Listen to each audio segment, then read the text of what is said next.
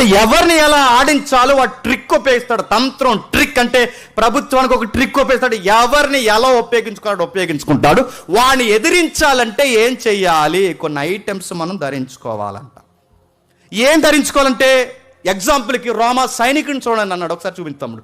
రోమా సైనికుని చూడండి. ఆ సైనికుడు ధరించుకున్నవన్నీ అవి భౌతికంగా మనకు కనబడుతున్నాయి. సేమ్ మనల్ని వేసుకుని తిరగమని కాదు. అవి వేసుకుని తిరిగితే తిరగనిస్తారా మనల్ని? అవి వేసుకుంటారంటే వచ్చేవారం చర్చికి కూర్చోగలరా? కత్తి అడ్డు వచ్చేది, కూర్చుంటారా? కత్తి ఇక్కడ ఉంటుంది.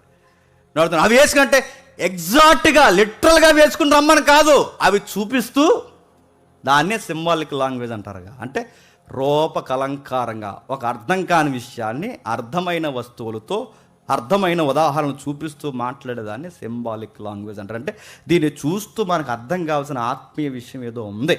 ఏముందంటే, ఆయన హెల్మెట్ చూడమంటున్నాడు, ఆయన మైమరుపు చూడమంటున్నాడు, ఆయన డాల్ చూడమంటున్నాడు, ఆయన బాడీకి వేసుకున్న కవసాన్ని చూడమంటున్నాడు, ఆయన పాదాలకు వేసుకున్న షూస్ చూడమంటున్నాడు, ఆ చెప్పులు చూడమంటున్నాడు. ఇవన్నీ దేనికంటే ఆత్మీయత జీవితంలో కూడా ఈ పట్టు ఉండాలంట. అంటే సైనికుడి వలె ఉండాలట.